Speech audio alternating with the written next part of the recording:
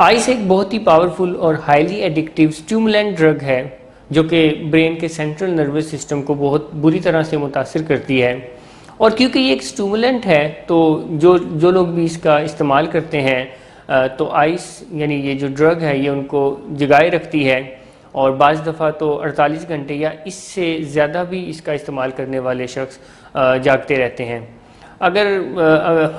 इसके अलावा एक और चीज़ भी है कि जो लोग भी आइस का इस्तेमाल करते हैं उनकी जो फिज़िकल एक्टिविटी है वो भी काफ़ी फास्ट हो जाती है, मगर इसके मुकाबले में उनकी जो भूख है वो ख़त्म हो जाती है। अगर हम स्पेसिफिकली ज़हनी सेहत के हवाले से बात करें कि ज़हनी सेहत पर क्या नुकसानात होते हैं, तो जो सबसे बड़ा ज़हनी सेहत पर नुकसान होता है वो ये होता है क्योंकि ये हाईली एडिक्टिव ड्रग है तो इसका इस्तेमाल करने वालों की बहुत ज़्यादा परसेंटेज होती है जो कि एडिक्शन का शिकार हो जाते हैं, जिसकी वजह से वो इस ड्रग पर डिपेंडेंट होते हैं और वो बार बार इसके इस्तेमाल करने